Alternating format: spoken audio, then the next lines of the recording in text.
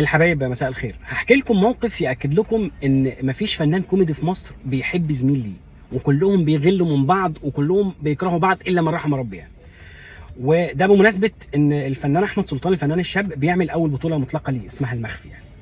احمد سلطان ده من حوالي مثلا 10 سنين ولا حاجه، كان لسه يعني بيحبي ويبتدي كده، راح خد 4-5 مشاهد في فيلم لفنان كوميدي معروف.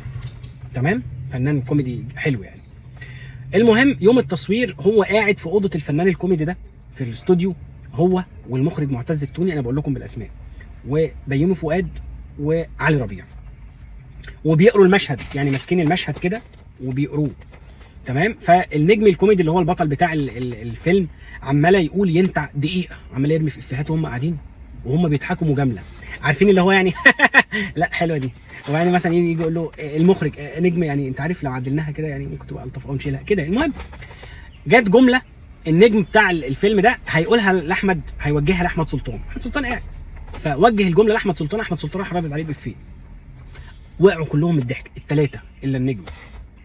تمام؟ ضحكوا. المخرج ضحك جدا، وبيومي فؤاد ضحك، وعلي ربيع ضحك.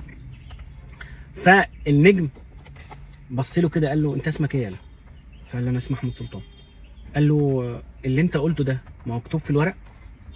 فقال له لا ده يعني ده في كده من عندي بس يعني لقيته مناسب. قال له انت بتعلي علينا؟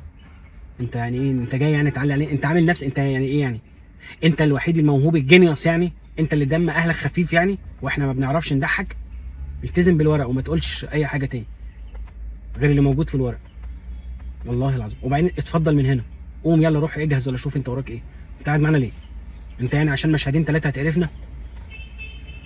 موقف مش غبي بس، موقف غبي وقليل الادب، ويبين لك مدى الحقد والغل، وان يعني هو يعني عايز يفطس الواد يعني وهو لسه بيبتدي، يعني عايز الشاب ده سلطان ده يقوم من هنا يقول ما انا مش شغال الشغلانه ديت وقله القيمه ديت مش عايزها، وبص انا خلاص يعني يقفله، يعني بيفطسه.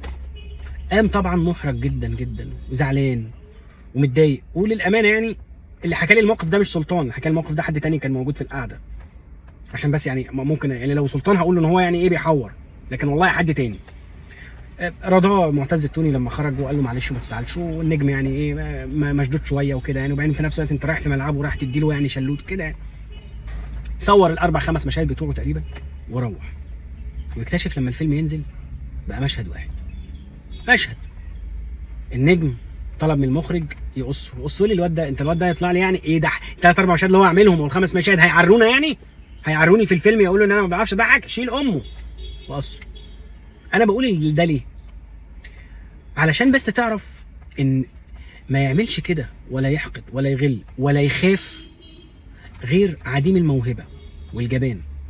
لكن الشاطر اقسم بالله عمره ما يخاف من رفيقه ولا يخاف من زميله، ما يخافش ابدا، بالعكس يدعمه ويزود له ويساعده.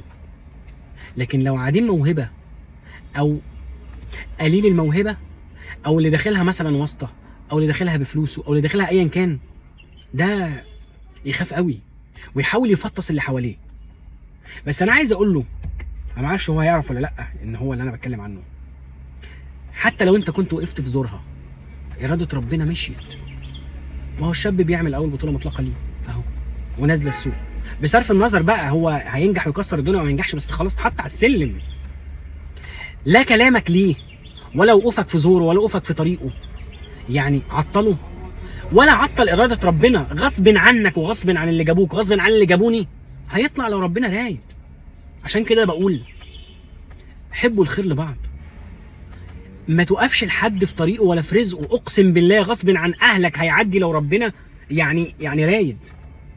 ما تقطعوش يعني حبال المراكب، ما تقطعوش حبال المراكب. لو ربنا رايد هيعدي البر التاني حتى لو عوم، لو هيمشي على وش الميه.